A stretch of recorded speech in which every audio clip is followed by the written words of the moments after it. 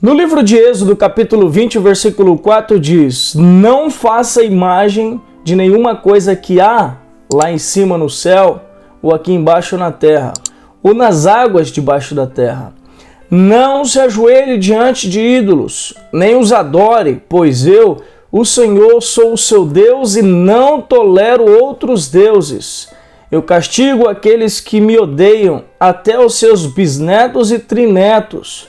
Porém, sou bondoso com aqueles que me amam e obedecem aos meus mandamentos, e abençoo os seus descendentes por milhares de gerações.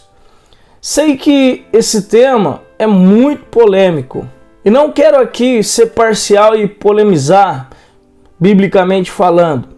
Só estarei expressando o que a Bíblia ensina.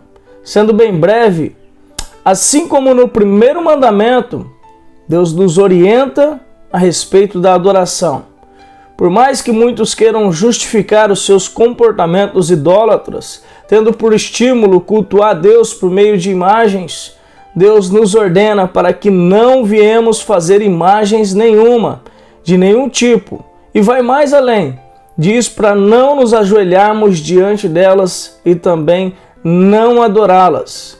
Não sou eu quem está inventando um mandamento novo. É o próprio Senhor que instituiu essa lei, e em todas as Bíblias, tanto judaicas quanto as cristãs, vemos esta ordem. No livro de Oséias, capítulo 4, versículo 6 diz: o meu povo foi destruído por falta de conhecimento. Uma vez que vocês rejeitaram o conhecimento, eu também os rejeito como meus sacerdotes. Uma vez que vocês ignoraram a lei do seu Deus, eu também ignorarei os seus filhos. Os sacerdotes eram aqueles que tinham autonomia em organizar, interceder e cultuar a Deus em favor dos homens. Agora, na nova aliança, a qual Cristo faz com o homem por meio da sua morte e ressurreição, nos dá autonomia e autoridade de interceder pelos nossos, sendo nós agora sacerdotes de Cristo. No texto de Oséias, o Senhor Deus nos ensina que se não obedecermos a Ele, Ele nos rejeitará como sacerdotes. Infelizmente, nós como seres errantes preferimos seguir caminhos errados, nos sacrificando em vez de obedecer. E isso acarreta consequências desagradáveis em nossas vidas. Nós, infelizmente, temos dificuldades em buscar o Senhor em espírito, pelo fato de não o vermos, e muitos precisam palpar um objeto para potencializar a sua crença. No Evangelho de João, capítulo 4, versículo 24, diz que Deus é espírito e é necessário que os seus adoradores o adorem em espírito e em verdade. Quando quebramos o segundo mandamento, Deus diz que não perdoará até a nossa quarta geração. Será que é por isso que existem tantas maldições em nosso meio? Será que é por causa da idolatria? Mas também ele diz que se existir obediência da nossa parte, haverá bênção até 1000 gerações. Será que vale a pena quebrar essa aliança que Deus quer fazer com o homem?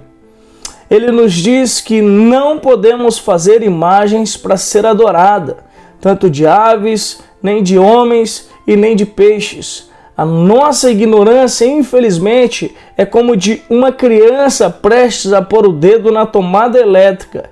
Os pais dizem: não toquem aí. A criança teimosa vai e põe o dedo na tomada, toma aquele choque para ficar esperta e no mesmo instante passa a chorar. Deus deu uma ordem: não faça para ti imagens para adorá-las. Obedeça e pronto. Vemos tantos homens e mulheres sendo adorados, tanto em vida como depois da morte. Pessoas peregrinando rumo aos túmulos daqueles que já morreram. Pessoas essas que, quando vivas, realmente fizeram a diferença. Mas analisando os túmulos dos grandes homens e grandes mulheres que fizeram a diferença na terra, vemos um que fez a diferença, mas com um porém. Ao terceiro dia, depois do seu sepultamento, ressuscitou, e sobre a sua lápide está escrita: esse não está mais aqui, ressuscitou. Nenhum homem pecador que não passou pelo mistério da ressurreição pode mediar um homem pecador. Jesus se tornou nosso sumo sacerdote por ter morrido, mas não continuou no estado de morte. Ressuscitou e vive à direita do Pai, mediando em favor de todos aqueles que ainda vivem e reconhecem a sua miséria diante de Deus. Ao contrário daqueles heróis da fé que morreram e esperam o dia do Senhor para a ressurreição.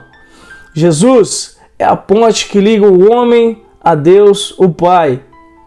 E a Ele foi dada toda a autoridade no céu, na terra e debaixo da terra. E somente por Ele podemos ser salvos. Por meio das Escrituras, podemos conhecer Deus, o Pai. O próprio Jesus, o Cristo, nos apresenta a Deus por meio dos seus feitos. Jesus é a imagem e semelhança do Criador. Amém? Te convido a orar comigo. Pai, assim como o apóstolo Paulo em Atenas, em meio às idolatrias, com altares de vários deuses, escolheu um altar que estava escrito: ao Deus desconhecido.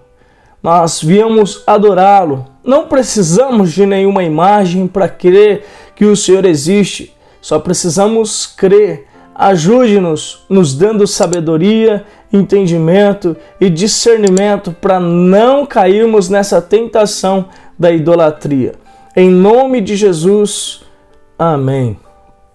Que Deus te abençoe e até a próxima.